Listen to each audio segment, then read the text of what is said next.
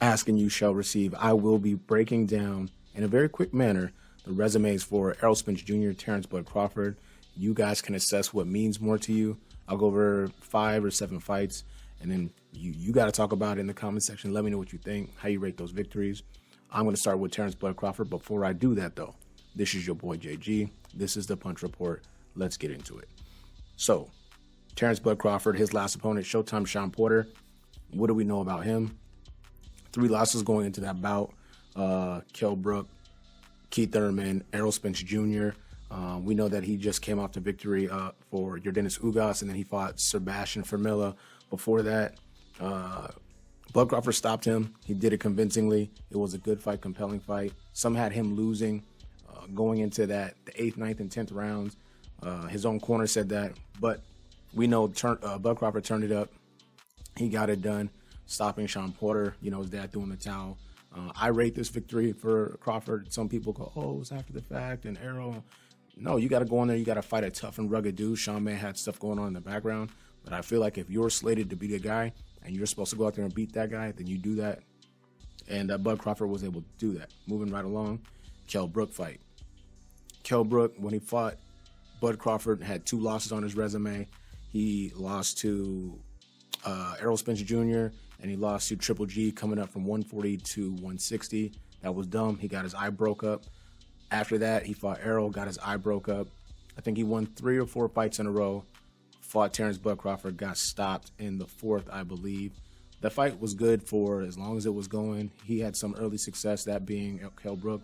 But Crawford figured him out very quickly. Despite in my opinion, there was a speed discrepancy, but the timing of Crawford was too much. He catches him with that right hand, and he just folds him, punches him in the ropes, then he finishes him.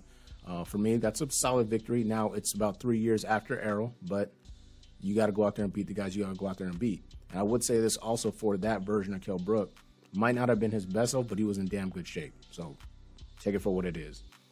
For me, I don't know if I'm going to catch heat for this, but the Kabiaskis victory is the #1 victory for me for Terence Bud Crawford. Reason being, he was undefeated going into that fight. He just came off of a draw with Ray Robinson. It was a compelling fight. Bud Crawford had to walk through fire to get that one. He got hit with some tough shots, got dropped in my opinion, but he's a superiorly conditioned athlete.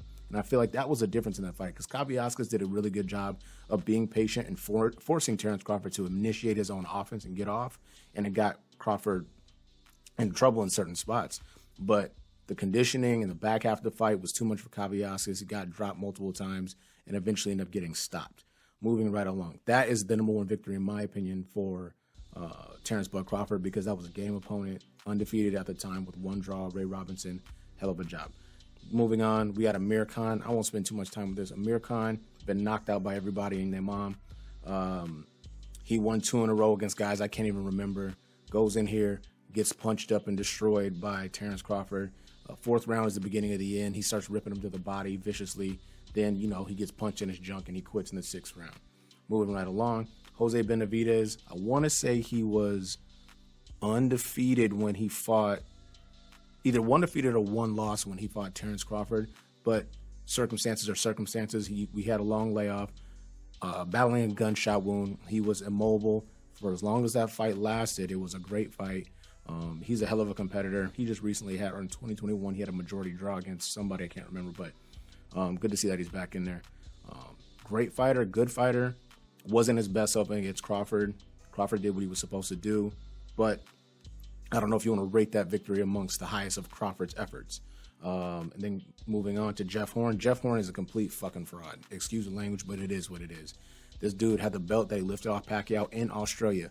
Stop this video. Go look at CompuBox stats for Jeff Horn, Manny Pacquiao. You'll be offended heavily. He lost in every punch stat. It was not competitive and almost got stopped in the 9th round. Just go look at the CompuBots, and they gave this guy the belt. He should have never been a champion, but I actually think that was Manny Pacquiao's last fight under Top Rank banner, so some fishy stuff there. They get Horn the belt. That's right when Crawford starts to re-sign. They give him that title fight. He was undisputed at 140. Give him a title fight against Horn when there was options, and you knew he was going to get cooked. Jeff Horn, I think, is 2-5, or excuse me, out of his last 5, he's lost 2 or 3. Crawford changed him. Julio Sindago, he was undefeated. Crawford got it done against him. That's a solid victory in my mind. I don't know if it rates up there with some of the other ones that I mentioned, especially the Kavyaskis one, the Kell Brook one, but Julius Ndongo was a solid victory. And then last but not least for Mr. Bud Crawford, Felix Diaz, I feel like had one, maybe two losses before he fought Crawford. Gold medalist for his country. He didn't have the physical attributes, but he hung in there until he eventually got stopped. So that's the information. It's a lot of information in a short period of time. I try to give it to you kind of like in just a matter-of-fact kind of way. And we're going to move over here to Mr. Errol Spence Jr., starting at the top. We just saw him break up Yordenis Ugas. Ugas was coming off the victory. Coming off the Manny Pacquiao victory. He had 4 losses before the Spence fight, a couple of them at 140, but he was a champion. What's notable is Errol lifting the belts off champions. We'll move next to Danny Garcia. Danny Garcia, in my opinion, an up-and-down fighter. If he stayed at 140, he probably could have been one of the best, but he moved up to 47 for bigger fights. He has notable losses to Sean Porter, to Keith Thurman. I feel like Lamont Peterson even beat him. It's a good victory. It's a solid victory because we know Errol for this fight was coming off the long layoff in a car crash, and Danny Garcia is not a pushover. He had knocked out Adrian Granados, I believe, and then knocked out brutally Brandon Rios. So he had some momentum. He came in there, and he got lumped up pretty bad against Errol Spence Jr. Fun fact about that fight, power punches landed 103 to 103. Discrepancy in the jabs, 84 to 14. That was the difference in the fight and the damage that Errol Spence was able to put on a Danny Garcia, who's a former champion, 2-division champion, name-known guy. Obviously, we know the next fight is Sean Porter. To this point, Sean Porter had only lost to Kell Brook and Keith Thurman. Sean Porter was game, WBC champion at the time. That was a hell of a fight. That was the best version of Sean Porter, in my opinion. Fully focused and confident that he can go out there and get it done against Errol Spence Jr. Very compelling back-and-forth fight. Tons of action. At the end of the day, sharper, better, more obvious work was landed by Errol Spence Jr. Punch stats support that. Then we know the 11th round drop came, and that was pretty much a wrap for Sean Porter. Hell of an effort, though, split decision victory. Next after that was Mikey Garcia, 39-0 when they fought. People get confused. Oh, he came up 2 weight classes. Well, he was a champion at 40 and 35. Fought 40. At 40, I think, fought Robert Easter, then went back down the ladder at 35 to continue to defend those belts, which I think is pretty dope. The main mistake I feel like Mikey Garcia made was he tried to get hella big and bulky for Errol Spence. I'm not saying he would have won if he stayed at his like normal kind of body type, but I'm saying I feel like he would have had a better opportunity because his mobility would have been better. All of that stuff aside, you're still talking about, I believe, a 3-division champion, undefeated, like I mentioned before, 39-0, coming up the ladder to fight a guy like Errol Spence Jr. and getting absolutely destroyed. Shout out to Mikey Garcia. Next after that, Carlos Ocampo. Oh, and then Mikey Garcia, I feel like has changed a little bit too, like I mentioned before with Terence Bud Crawford. After that, he's losing to guys that I don't even remember. Like, he has not been the same since that loss. Shout out to Mikey. Shout out to Errol. Next after that, Carlos Ocampo. Going into that fight, I want to say he was 21. I think he was 23-0. Hella momentum. He was a mandatory. Errol Spence got him out there in 1 round. Left hook to the body and just destroyed him. What's notable about this is since that loss, Ocampo has gone on to compete 5 times. He's won all 5 of those fights, and only one of them wasn't a stoppage. It was a unanimous decision. He is a live and viable opponent. I would not be shocked to see him put himself in a position to fight for another belt. He's a tough dude.